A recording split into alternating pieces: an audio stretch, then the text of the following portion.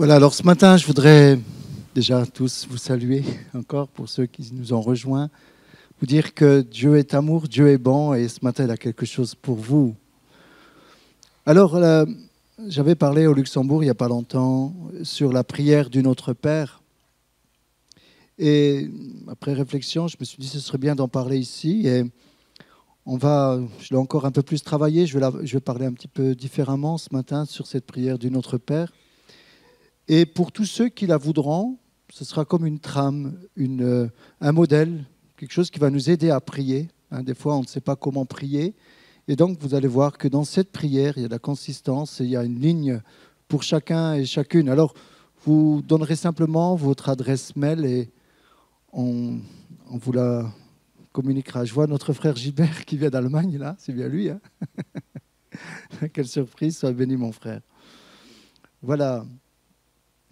Alors, c'est une belle prière, la prière du Notre Père. Qui la connaît par cœur? Qui la connaît avec son cœur? C'est déjà différent. Alors, j'ai souvent pris cette image, c'est un petit peu comme l'image d'un gâteau. En le voyant, on peut dire qu'il est beau, hein, c'est vrai, mais c'est seulement en mangeant ensuite qu'on peut dire qu'il est bon. Pour ceux qui connaissent mon épouse, vous savez que ces gâteaux sont bons et beaux. C'est vrai, hein? Sauf ce matin. Mais elle ne savait pas, je l'ai coincé. Ce matin, elle a loupé son gâteau. Du moins, il n'est pas monté. Et elle m'a dit, chérie, tu peux le monter? Je l'ai raté. Je peux le manger parce qu'elle l'a raté. Mais en réalité, il était très bon. Donc, ça ne veut rien dire, hein? Voilà. Alors, bien souvent, nous faisons cette prière à juste titre et il est important de pénétrer à l'intérieur de cette prière pour en tirer profit. Ce matin, je veux m'arrêter vraiment sur l'importance de prier. Lorsque nous négligeons la prière, quelque part, ça va se ressentir dans nos vies. J'avais entendu ça pour le piano, Alexandre ne s'en souvient pas, mais souvent quand les enfants faisaient du piano, j'avais entendu que lorsqu'on néglige l'entraînement, hein, ça commence à se faire ressentir dans le public. D'abord le prof le reconnaît, s'en rend compte. Ensuite le public s'en rend compte également, et je crois même celui qui joue. Mais c'est simplement pour dire que lorsqu'on néglige notre vie de prière, cela va se ressentir dans nos vies. Autour de vous, on va le voir déjà dans votre façon de parler, votre façon de vous comporter, votre façon de réagir, et je le dis souvent, dans la pression. Vous voulez savoir comment une personne réagit, ce qu'elle est réellement? Il faut aller la voir pas quand elle fait la fête, mais quand elle est en pression. Je ne parle pas de dépression. Quand elle est sous pression, là, vous allez voir. Alors là, si vous voulez savoir, là, mais alors là, c'est le summum. Quand elle est sous pression dans un bouchon. Lorsqu'on est 1h15 ou 1h30 dans les bouchons, et on reste calme. Hein, Serge? Mais lorsque nous avons une vie de prière, nous sommes à l'intérieur rassurés, nous sommes en paix, nous sommes bien. Et nous pouvons affronter les épreuves de la vie différemment. Vous savez pourquoi? Parce qu'on s'est imprégné de la présence du Père Céleste et là on se sent plus fort. On sait qu'il est avec nous. Jésus va encourager les disciples à prier. On connaît tous le sermon sur la montagne, où Jésus va enseigner à la foule. Et dans cet enseignement, c'est là qu'il y a cette prière du Notre Père. Certains disent que Matthieu l'a ajouté dans ce passage. Mais dans Luc 11, il nous est dit qu'un des disciples vient vers Jésus et lui dit « Maître, enseigne-nous à prier ». Et Jésus va leur dire « Voici un modèle de prière ». Voilà un modèle de prière. Ça ne veut pas dire qu'il faut la réciter par cœur. Voilà la trame. Voilà un bon modèle, mettez-le en pratique. La première chose qu'il va dire, avant de dire cela dans Matthieu 6, il va dire, voilà, mais quand tu pries, entre dans ta chambre, ferme la porte et ton Père te voit dans le secret et te le rendra. Cherchant ce matin un temps d'intimité avec notre Dieu, un endroit où nous ne sommes pas dérangés, un endroit où nous mettons notre téléphone sur avion et nous allons dans le ciel.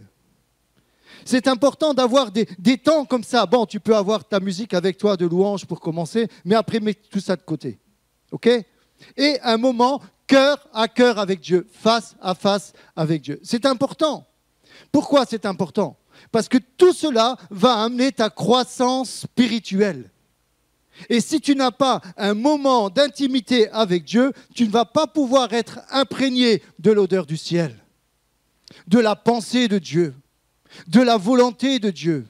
Il y a des temps où nous avons besoin d'être cœur à cœur avec Dieu, oubliant tout le reste. Il y a des temps où nous sommes cœur à cœur avec la parole de Dieu, avec la communion fraternelle, avec le message. Mais la prière est très importante pour nos vies.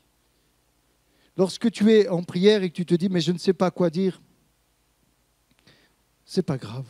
Il y a des moments où moi je suis là, je me mets à genoux et je dis Jésus plusieurs fois. Ou des fois je ne dis rien. Pourtant on pourrait dire oui mais tu es pasteur, pourtant tu pourrais faire toutes sortes. Il y a des fois je ne sais pas quoi dire. Alors je dis rien. Et je laisse mon cœur à l'intérieur parler. Et ma posture devant Dieu, une posture d'humilité. Et là je sais que Dieu se réjouit. Amen. Dieu attend cela de ta vie.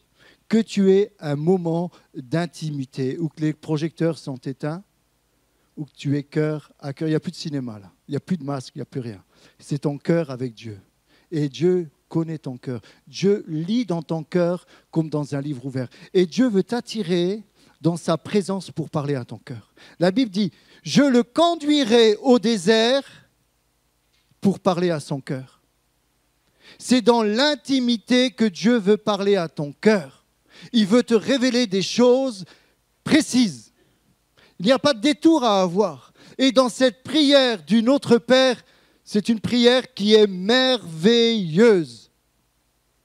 Tellement belle, mais tellement mal comprise. Moi-même, avant de me convertir, je faisais cette prière.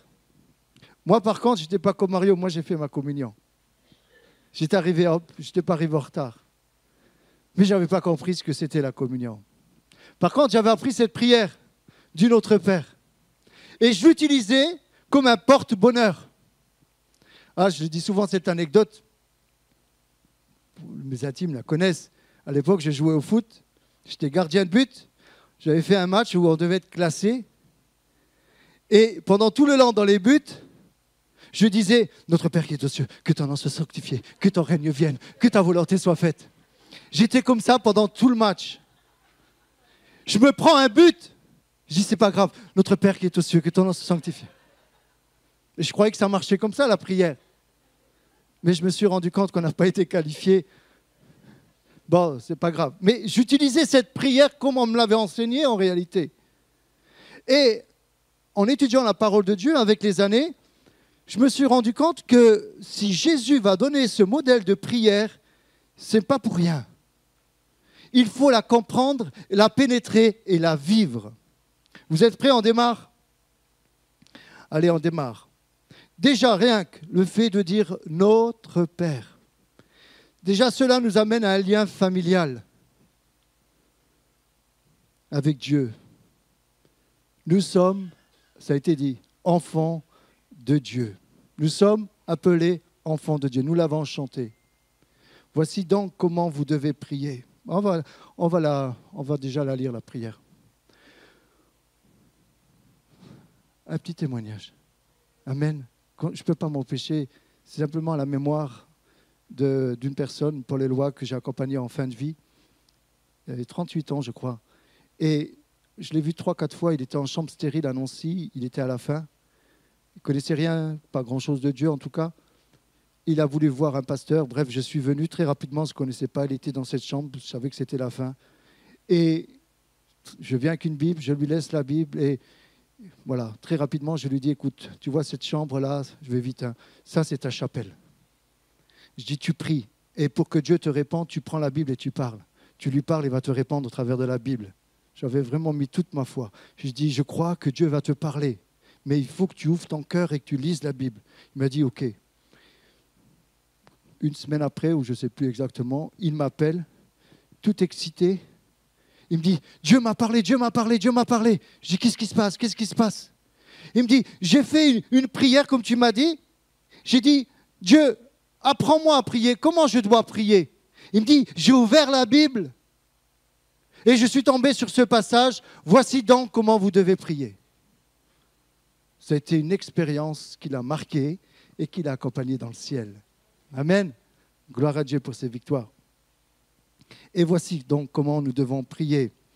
Alors, voici donc comment vous devez prier. Notre Père qui est aux cieux, que ton nom soit sanctifié, que ton règne vienne, que ta volonté soit faite sur la terre comme au ciel.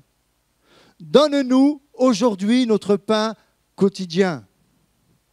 Pardonne-nous nos offenses comme nous aussi nous pardonnons à ceux qui nous ont offensés. Ne nous induis pas en tentation, mais délivre-nous du malin, car c'est à toi qu'appartiennent dans tous les siècles le règne, la puissance, la gloire. Amen. Amen. Notre Père qui est aux cieux, rien que ces premières paroles sont très fortes. Parler à Dieu comme on parle à un Père, mais en comprenant que Dieu est une gloire et que c'est un Dieu 3 fois saint à qui nous nous adressons, le Créateur du ciel, de la terre, le Tout-Puissant. Et que c'est toujours avec un grand respect que nous devons nous approcher de lui. Alors je dis déjà là, parlons à Dieu comme on parle à un Père. Déjà là, pour certains, ça sonne faux.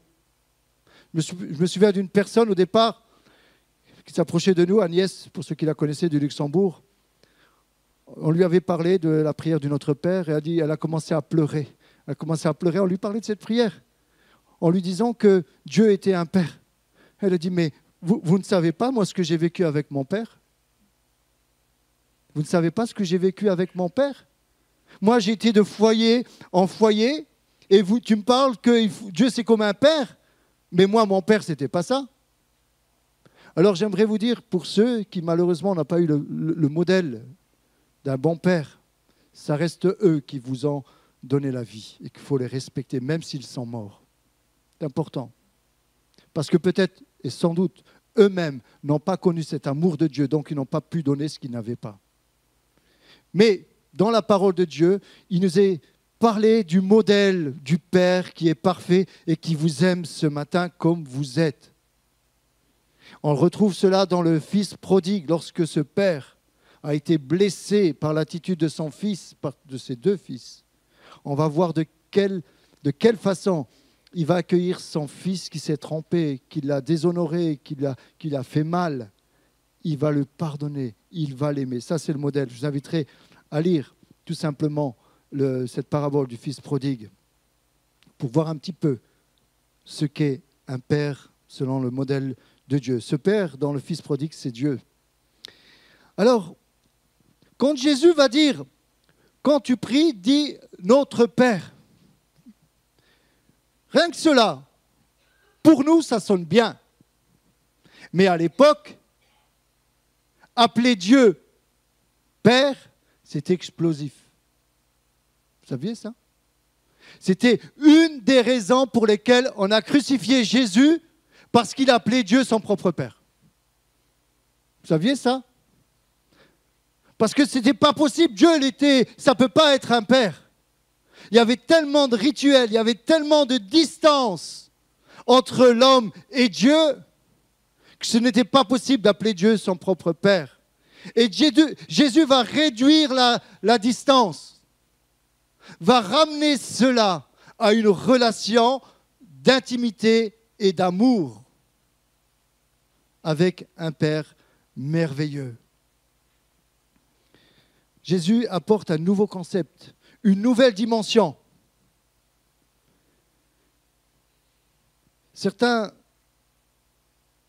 d'entre nous ont peut-être perdu leur père et il y a un certain manque à l'intérieur de vous-même. Je donne cette pensée pour quelqu'un. J'aimerais vous dire que, je ne pensais même pas à vous, mais je vous l'ai dit quand même. J'aimerais vous dire qu'on peut trouver dans l'intimité une dimension puissante de l'amour de Dieu pour chacun d'entre vous. Dans ce que tu vis, ce manquement que tu as avec ton père, c'est une pensée là pour quelqu'un, pour plusieurs. Il y a une dimension, il y a une certaine souffrance dans ton cœur au niveau d'un manque de ce que tu n'as pas eu, de ce que tu aurais voulu avoir, quel que soit ton âge. J'aimerais te dire, c'est uniquement dans l'intimité avec ton Père Céleste, lorsque tu fermes la porte, que tu vas vivre cet amour que tu vas ressentir ce soir et qui va t'apaiser et qui va te nourrir. Dans la présence de Dieu, ferme la porte. Ça veut dire, ferme la porte sur tes pensées, sur tout ce qui te préoccupe, sur ta maladie, sur tes difficultés. Ferme la porte. Ferme la porte à tes soucis. Ferme la porte à tes angoisses. Ferme la porte. Est-ce que ce matin, tu veux fermer la porte pour ouvrir une autre porte? Cette porte qui te mène dans la présence de Dieu.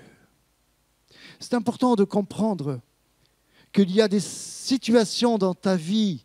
Ce n'est pas simplement dans la position des mains que ce sera réglé ou une simple prière. Non, ça c'est faux.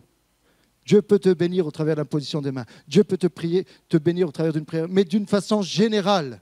Si tu veux avoir des victoires dans ta vie, tu dois commencer à développer cette intimité entre toi et Dieu. C'est important parce que c'est là que Dieu va mettre des choses dans ton cœur. Et tu verras, souvent, tu lis des passages de la Bible que tu ne comprends pas et tu retombes dessus après un moment de prière. Souvent, il y a des passages que tu lis dans ta parole, tu pries, tu ne comprends pas, et quand le prédicateur annonce l'évangile, souvent, il y a des réponses. Tout cela se fait dans la vie de l'esprit. Alors ce matin, je voudrais vraiment t'encourager à découvrir ce Père d'amour. Alors je vais aller plus loin. Que ton nom soit sanctifié. Que Dieu soit loué. C'est ce que ça veut dire. À Dieu soit la gloire. Priez donc ainsi, c'est notre Père, toi qui es dans les cieux, que ton nom soit reconnu, que tu sois reconnu comme Dieu. Oui, la prière va changer là pour vous. Le nom de Dieu représente tout ce qu'il est. Le sanctifier, c'est lui donner sa juste place au-dessus de tout autre. C'est de le glorifier, c'est de le reconnaître comme Dieu.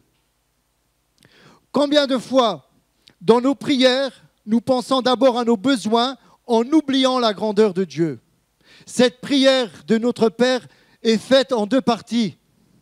La première partie de cette prière, elle est dirigée vers Dieu, vers le nom de Dieu, vers ce qu'il est. Et la deuxième partie est dirigée vers nous, vers nos besoins.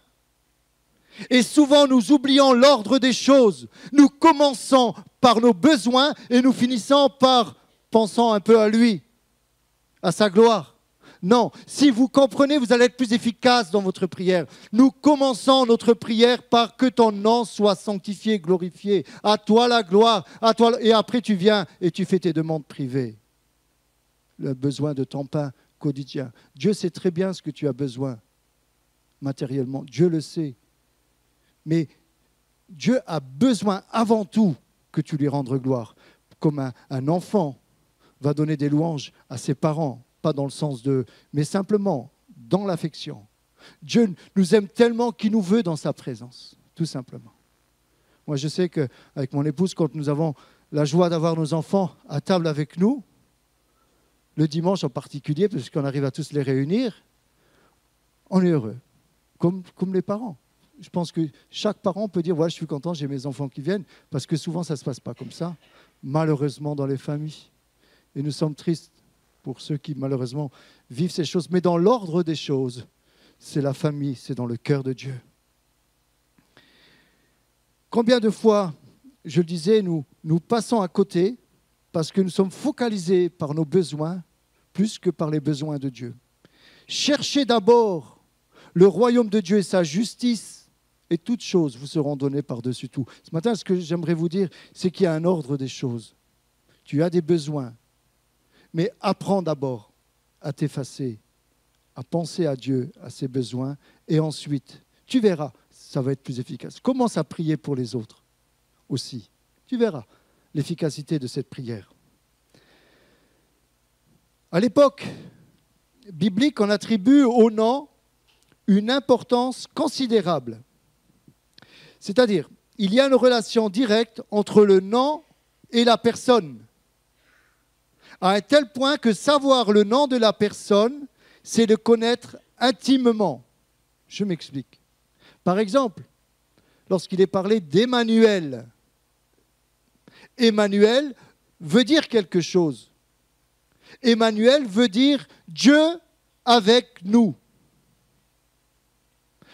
Chaque nom dans la Bible représente ce qu'est la personne. Par exemple, David veut dire bien-aimé. Paul veut dire petit, bien-aimé. Bien-aimé de Dieu. Paul veut dire petit. Donc, vous allez voir, des fois même Dieu change les noms dans la Bible. C'est important de comprendre le nom pour pénétrer ce qu'est Dieu. Si nous connaissons le nom de Dieu, nous allons connaître qui il est. Est-ce que vous comprenez? Et là, la prière commence à prendre toute une autre tournure. Que ton nom soit sanctifié dans ma vie. Je veux le vivre, je veux le connaître, ton nom.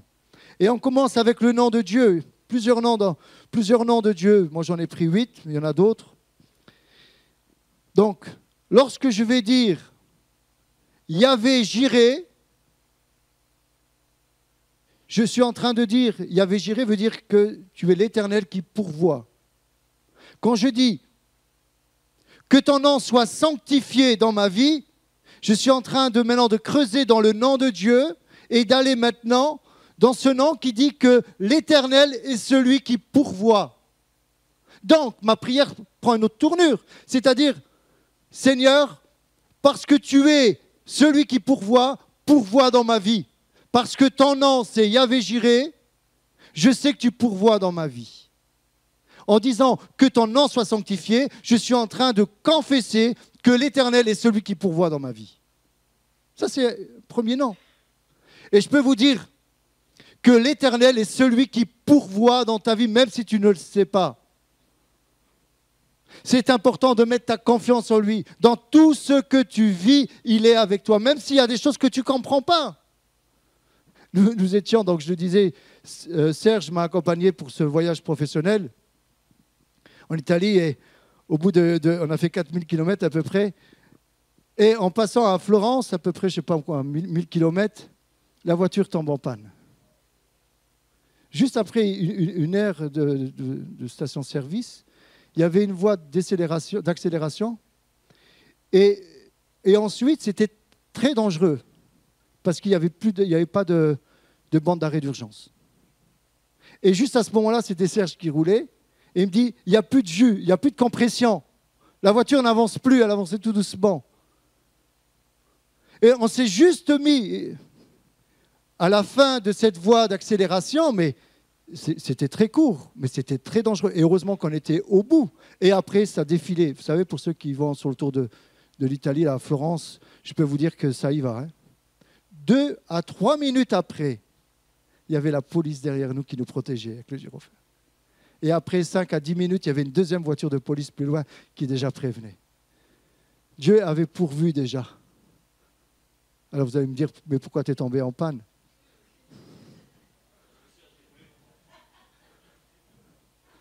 Moi, je ne sais pas pourquoi je suis tombé en panne, mais je dirais simplement que ça m'a permis de visiter la ville de Florence,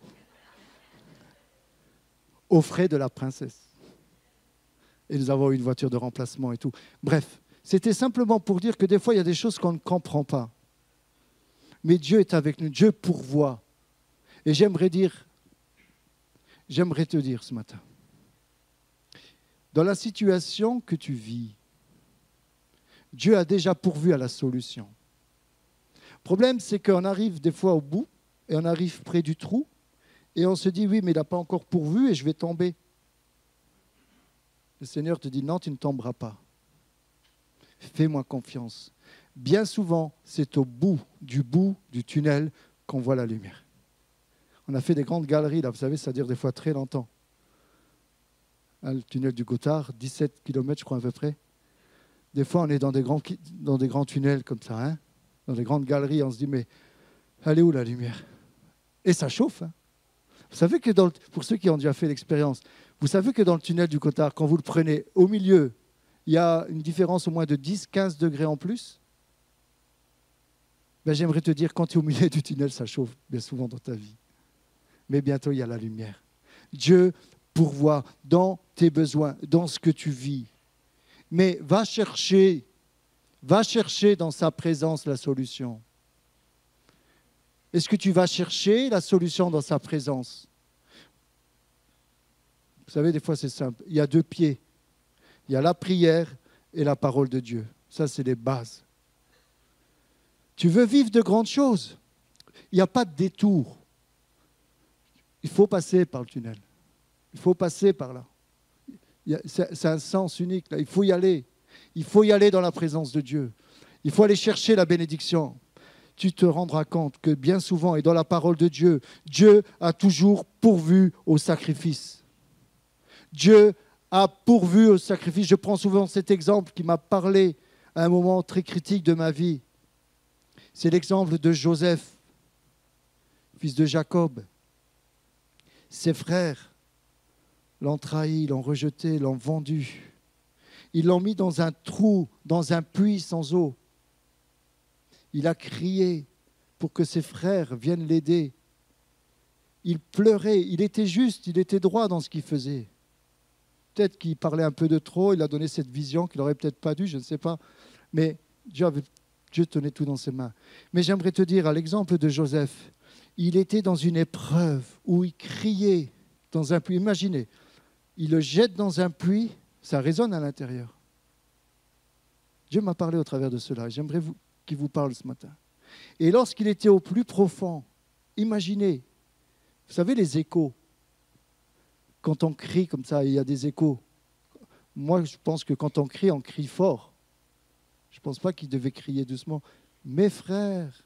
Alors, pour ceux qui dorment, je vais vous réveiller. Il était dans le trou. Il était en train de dire, vous êtes prêts là? Parce que moi, je n'aime pas de venir à l'église pour dormir. Hein. Sinon, vous allez dans votre lit, vous serez mis allongé. Comme ça, il était. Mes frères! Je ne me suis pas rendu compte que la fenêtre était ouverte. Là, j'ai réveillé le voisinage. Est-ce que vous comprenez? Joseph est dans la galère, est dans la souffrance, dans le rejet, dans la trahison. Peut-être c'est ce que tu vis, mais il est en train de crier. Et on le voit. Dieu, écoutez bien, je le dis pour ta vie ce matin, dans ce que tu vis, Dieu avait déjà envoyé une caravane qui allait le ramener en Égypte pour lui donner ensuite d'être le deuxième après Pharaon. Avec une grande bénédiction dans laquelle nous profitons encore nous-mêmes aujourd'hui. Lisez cette histoire, elle est très belle. Au fond du trou, Joseph était avec son appel. Joseph était avec son amour du Père, l'amour de Jacob. Joseph était là en train de souffrir dans son appel, dans tout ce qu'il avait, mais il souffrait. Et dans sa souffrance qui a tardé à venir, il y avait déjà une caravane. Et les caravanes, ça va doucement. Et des fois, on veut la solution et Seigneur, tu ne peux pas mettre un deuxième moteur sur ces chameaux, là, que ça aille plus vite. Surtout les ânes. Au moins des ânes GTI, vous savez qui. Imaginez, la caravane était déjà en train de venir prendre Joseph pour le ramener dans le plan de Dieu, dans la suite du plan de Dieu. Et Joseph va dire à ses frères, quand il va se faire reconnaître, c'est Dieu qui avait permis cela. Pour que je sois le deuxième en Égypte. Vous avez servi au dessein de Dieu. Peut-être tu ne sais pas ce que tu es en train de vivre ce matin, mais j'aimerais te dire que Dieu tient tout dans ses mains. Si tu ne comprends pas tout, ce n'est pas grave. S'il te plaît, dans ton incompréhension, dans ton combat, mets tout de côté, tu verras. Mets tout de côté, va dans la présence de Dieu. Trouve-toi un endroit, une chambre haute, près de la Moselle, à la Balassière, pas tous en même temps, parce que j'y vais souvent, moi. Allez dans les bois, allez là où vous voulez. Mais allez développer, même dans ta voiture quand tu vas au travail, n'écoute pas la radio. Dis, avant de commencer, tu as toutes les mauvaises nouvelles. Branche-toi sur le canal, c'est 7. Et là, c'est le canal du ciel. Et là, tu n'as que des bonnes nouvelles. Alors ça, je vous donne le conseil. Je travaillais pendant je ne sais pas combien d'années, j'allais tous les matins au Luxembourg dans les bouchons. Je n'ai pratiquement jamais écouté les infos. Je les écoutais à la fin de la journée. Je ne dis pas qu'il ne faut pas écouter. Mais simplement, si tu commences ta journée en écoutant de mauvaises nouvelles, tu seras conditionné et tu seras négatif. Mais par contre, si tu commences ta journée en te connectant au ciel, Dieu va te donner des bonnes nouvelles. Il va te dire qu'il t'aime, il va te dire qu'il est Dieu, qui pourvoit à tes besoins, qui pourvoit à ta situation et qu'il t'aime. Et tu vas être un moyen de prier pour les autres.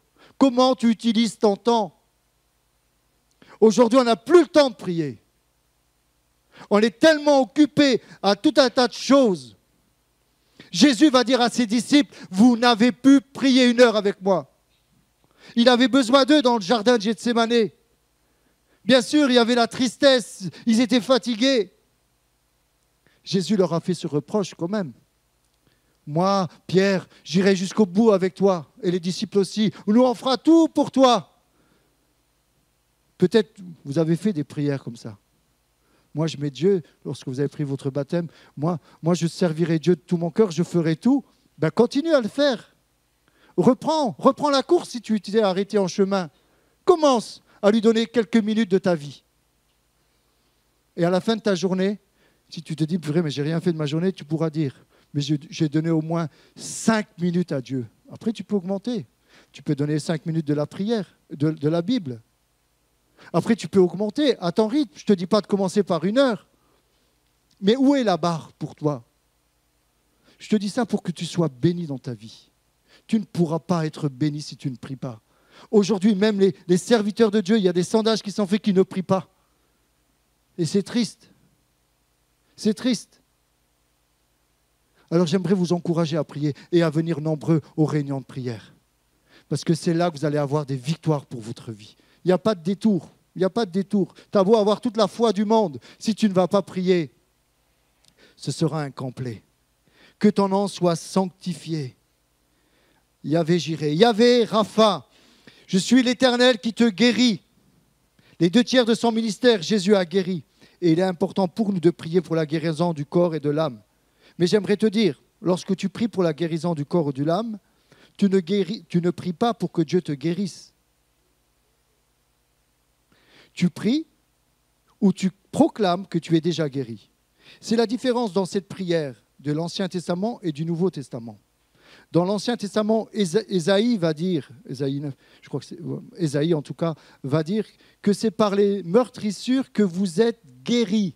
C'est-à-dire que Jésus n'était pas encore arrivé. Il n'avait pas été à la croix encore, payé pour nous définitivement. C'était ponctuellement les guérisons. C'est par ces meurtrissures que vous êtes guéris. Et dans 1 Pierre 2, 24, là nous pouvons lire, ça c'est le Nouveau Testament. La différence c'est par ces meurtrissures que vous êtes guéris. Est-ce que vous voyez la différence? L'Ancien et le Nouveau. C'est par ces meurtrissures que vous êtes guéris. Ça veut dire que c'est acquis. Vous savez ce que ça veut dire, c'est acquis? C'est acquis, ça veut dire c'est à toi. C'est acquis, c'est fait. Et je le dis souvent, parce que je ne suis pas le genre à balancer la guérison en disant, voilà, t'es guéri, t'es guéri. J'ai déjà eu des expériences difficiles à ce niveau. Je dis simplement, et je vous le dis ce matin, par les meurtrissures de Jésus à la croix, nous avons tous été guéris. Guéri, c'est le même mot que sauvé, l'étymologie. Ce qui veut dire que spirituellement, à la croix, Jésus a porté toutes vos maladies, il les a tous vaincues. Maintenant, il y a une autre réalité, et c'est là le combat spirituel. C'est de se battre contre la maladie et de lui dire, tu pars maintenant. Et quand on prie pour des personnes, et aujourd'hui c'est comme ça que je prie en tout cas, je commande au mal de partir. Ce matin, ma femme s'est fait mal, je priais et je commandais au mal de partir de son corps. Je ne peux pas dire, Seigneur, tu guéris ma femme, parce qu'il me dit, mais moi je suis l'Éternel qui guérit, ça y est, c'est fait. Ne me demande pas de la guérir, c'est déjà fait. Par contre, dans cette autorité que tu as, parce que tu es un enfant de Dieu, parce que tu m'appelles Père, tu es mon enfant, tu as une autorité, tu es fils et fille de Dieu. Donc dans cette autorité, tu vas opérer à cause de la croix. Et là, tu commences à prier autrement sur la guérison. Il est l'Éternel qui te guérit. Il t'a déjà guéri à la croix. Alors je sais que c'est un combat lorsqu'il y a les symptômes, lorsqu'on est dans le corps. C'est une réalité, on n'est pas non plus la tête dans le sable.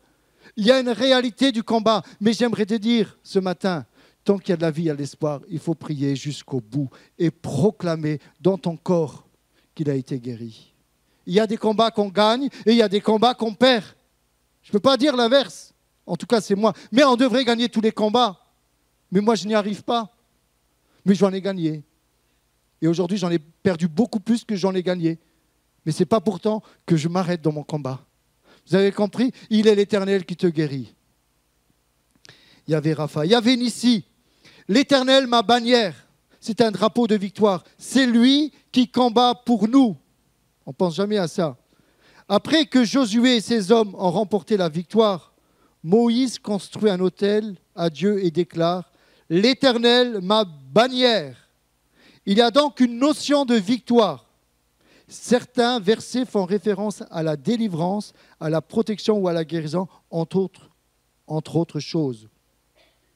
J'aimerais te dire qu'il est celui qui a déjà remporté la victoire que tu as besoin dans ta vie. Il y avait ici, très rapidement, il y avait Shalom. Et tout ça, c'est quand on dit simplement que ton nom soit sanctifié. Vous comprenez? On peut prendre une demi-heure, 10 minutes, une demi-heure, une heure, rien que sur que ton nom soit sanctifié. Vous avez compris? Donc vous aurez cette prière sur YouTube, mais aussi on va vous l'envoyer en papier après avoir fait les corrections. Il y avait Shalom, la paix de Jésus-Christ qui surpasse toute intelligence. Jésus dit que la paix de Dieu gardera vos cœurs et vos pensées en Jésus-Christ. La paix de Dieu qui surpasse toute intelligence. Jésus va souvent dire à ses disciples que la paix de Dieu soit sur vous. N'ayez pas peur, ils sont dans la barque, ils sont dans la tempête. Jésus marche sur l'eau, vient vers eux. Que la paix de Dieu soit sur vous. N'ayez pas peur.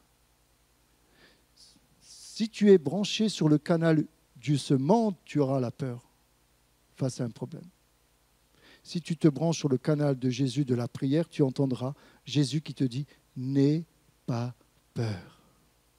Je suis le prince de la paix. » Ésaïe 9, on l'appellera l'admirable, le Dieu puissant, le prince de la paix, le Père éternel, le prince de la paix. Il est le prince de la paix dans ta vie. Il est le prince de la paix. Alors ce matin, on va aller plus vite. Allez, je vais essayer d'accélérer. Lorsque je dis qu'il est le prince de la paix, ce titre nous parle de son autorité et de son pouvoir. Quand tu dis « Jésus, tu es le prince de la paix dans ma vie », tu dis en même temps « Seigneur, parce que tu es le prince de la paix, je crois à ton autorité et ton pouvoir sur ma vie. Je vous donne ma paix. Je ne vous donne pas comme le monde donne. » Des fois, on est déçu par le monde, par des personnes à qui on aurait cru qui auraient une autre attitude. Mais Jésus dit, moi, je ne vous donne pas comme le monde donne. Moi, je vous donne ma paix. Compris, Loïc? Amen. Je vous donne ma paix. Je ne vous donne pas comme le monde donne. Yahvé Ra. Yahvé Ra, c'est l'Éternel, mon berger. On ne pense pas souvent à cela. Un des noms de Dieu, c'est que l'Éternel est notre berger. C'est lui notre berger. C'est lui qui nous conduit. C'est lui qui veut nous diriger. Il sait ce qui est le meilleur pour nous.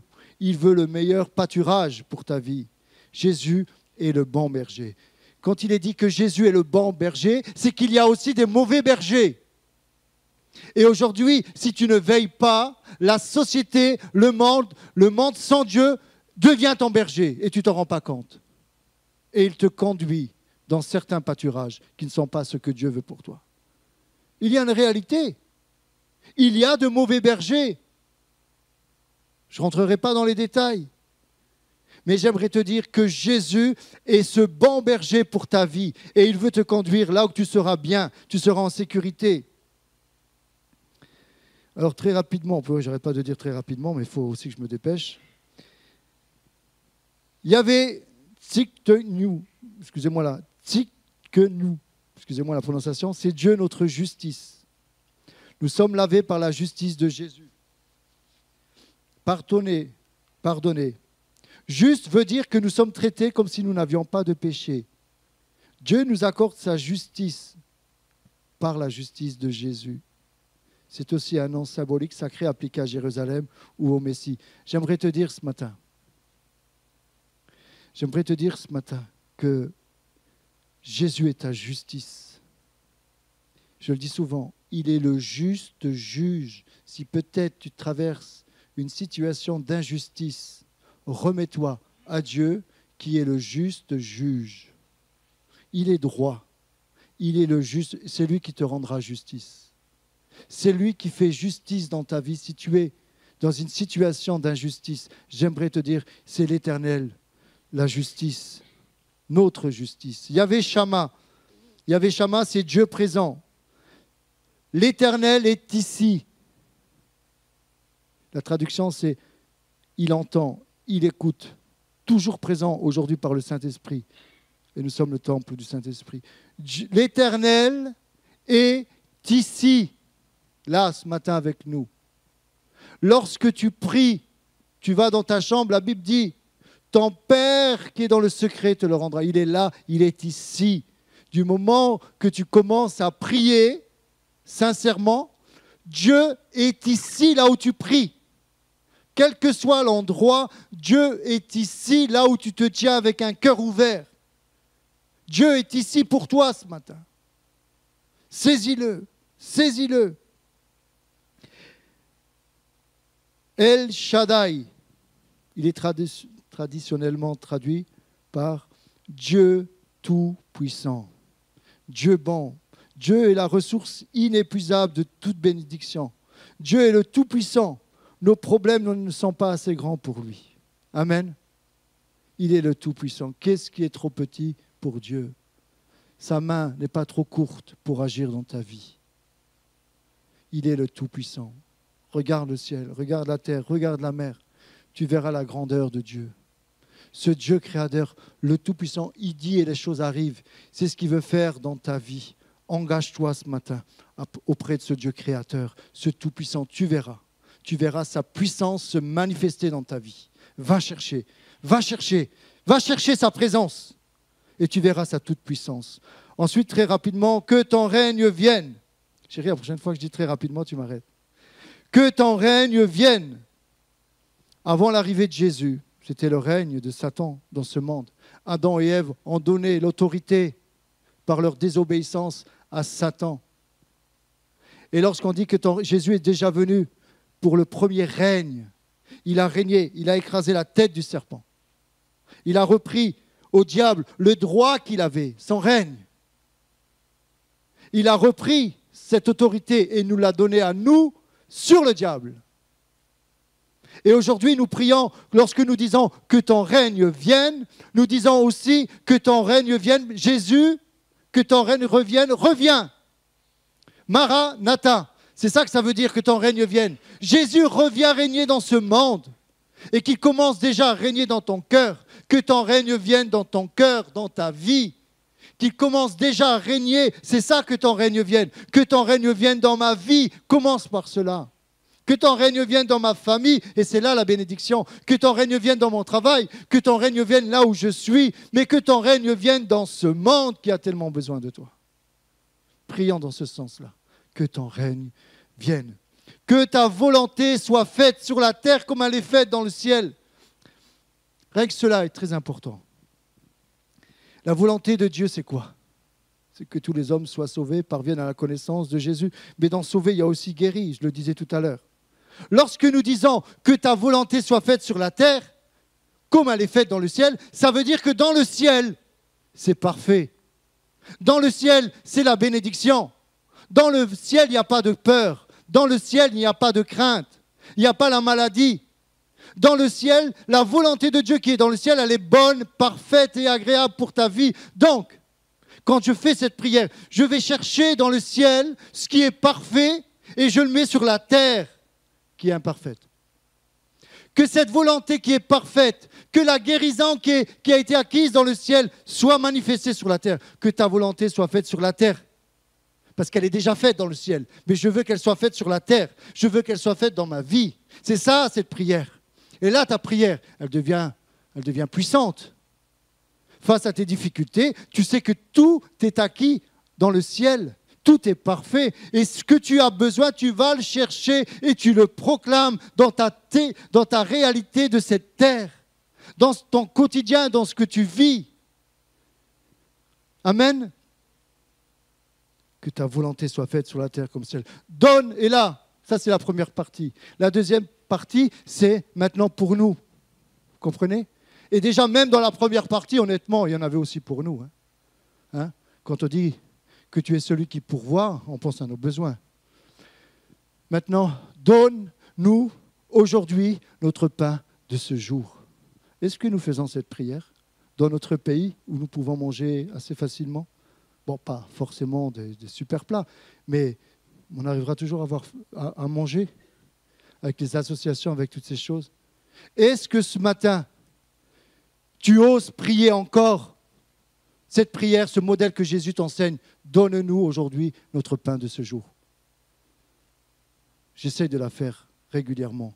Je ne dis pas que je la fais tous les jours, je devrais.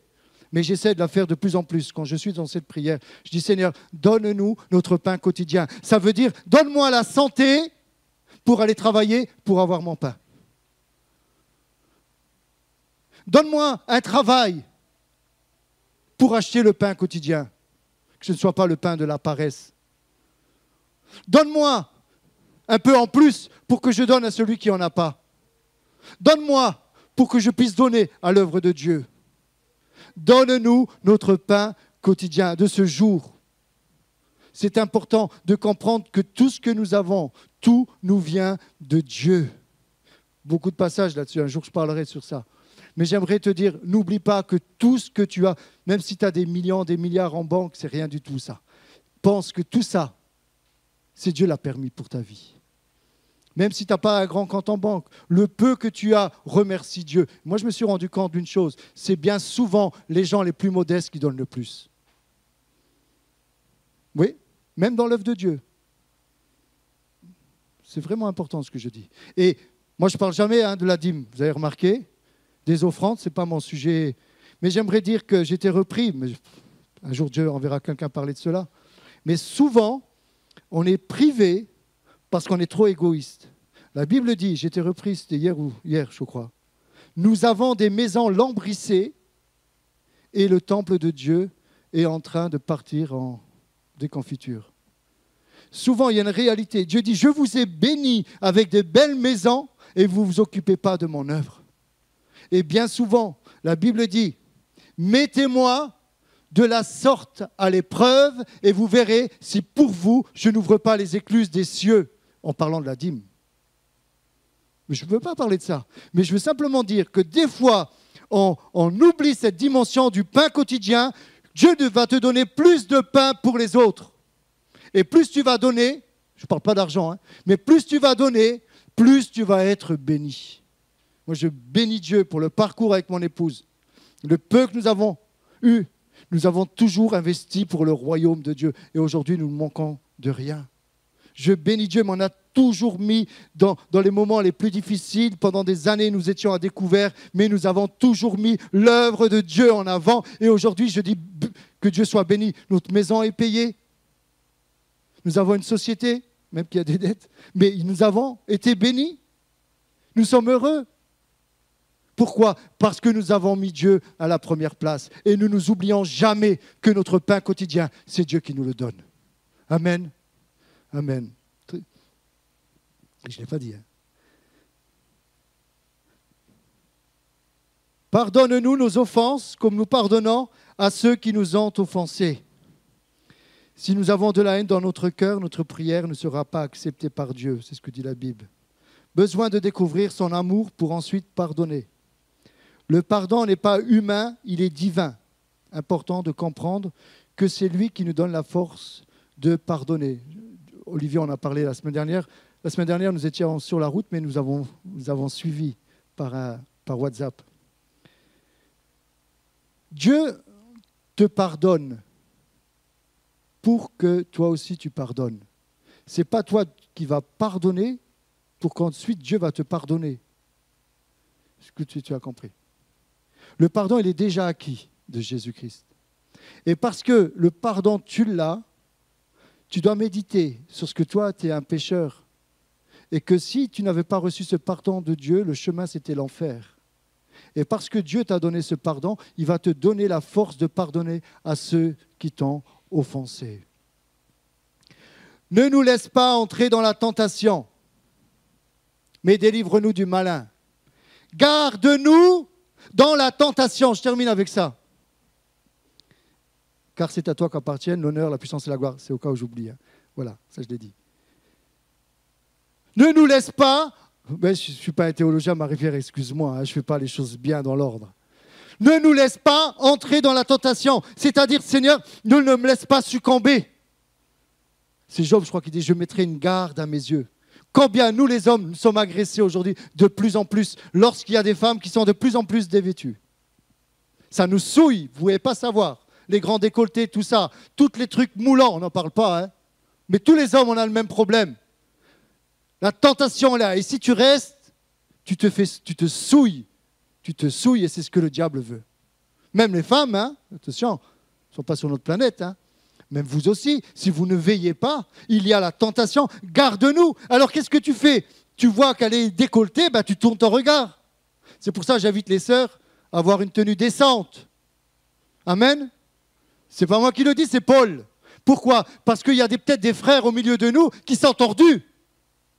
Et qu'ils attendent que ça pour se rincer l'œil. Oh, je vous choque peut-être. C'est pour ça que je dis même pour la louange, il faut une tenue décente, parce que tout le monde est regardé, mais il y en a qui viennent du monde, qui sortent peut-être de discothèques ou de cabarets. Ça doit être un lieu saint. Amen. C'est important de comprendre que nous nous approchons d'un Dieu 3 fois saint. Faites attention à la tentation, parce que le diable, c'est comme un lion rugissant, il cherche qui va dévorer, il cherche sa proie. Combien d'hommes de Dieu sont tombés à cause des femmes? On le voit dans la politique, on le voit dans l'Église, on le voit partout. Pourquoi? Parce que c'est le même diable. Garde-nous, Seigneur. Garde-nous dans la tentation. Là, nous étions là. Dans le sud de l'Italie, on est passé près de la plage. On a quand même été manger des fruits de mer. Il n'y avait personne sur la plage. Il n'y avait qu'une femme de loin. Je regardais parce qu'on regarde. Et je me suis rendu compte qu'elle était à moitié vêtue. Je ne voulais pas regarder. Je ne voulais pas. Je dis, bon, on va voir s'il y a quelqu'un au moins. Et je vois une assise, mais je dis, mais Seigneur, ce n'est pas possible. Il n'y en a qu'une sur la plage. Je ne suis pas tombé dessus, hein. Je me suis éloigné. Mais le regard, il est attiré. Et si je commence maintenant à me faire un film, vous voyez, la tentation commence tout doucement. Et après, je vais dire, ouais, ma femme, elle n'est pas aussi fine que ce mannequin. Non, mais oh. Moi, j'ai la plus merveilleuse femme du monde. Hein. Et là, je ne dis pas pour faire bien, c'est vrai, je suis vraiment l'homme le plus heureux. Mais c'est comme ça que ça commence. Quand il commence à voir, malheureusement, des personnes qui prennent de l'embonpoint, et des fois, c'est pas parce qu'ils le veulent, c'est comme ça. Pas en train de juger. C'est quoi le gabarit d'ailleurs, le modèle d'être un mannequin? C'est le monde qui l'a institué, c'est pas Dieu. Franchement. Donc, qu'importe, il faut regarder au cœur. Mais lorsqu'on est... Pourquoi on veut vendre une voiture, on vous met un mannequin. On veut vendre des chaussures, on vous met un mannequin. À chaque fois qu'on veut vendre quelque chose, on met un mannequin ou une personne âgée ou un bébé. Non mais c'est vrai.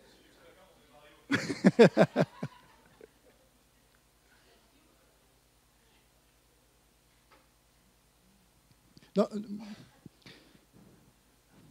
lorsque tu rentres, là je vais faire un message sur ça parce que j'ai à cœur la famille. Je suis tellement triste quand j'entends des situations de divorce. Je pleure dans le secret. Je suis triste quand je vois des familles brisées. Pourquoi ? Parce que moi, j'ai trouvé un homme, il est plus beau que mon mari, il est plus riche. Mais là, vous êtes dans une église, il y a de la morale, hein, mais allez voir dans le monde. Mais elle est plus jeune. Moi, je vais me prendre une jeune. Tu n'as pas vu ma femme, elle est en train de vieillir. Non, mais oh, je dis tout haut ce que font plusieurs au grand public en plus. Prenez soin de votre époux, prenez soin de votre épouse comme elle est. Et chaque jour, disons-lui qu'il est belle, qu'elle est beau. Qu'il est beau.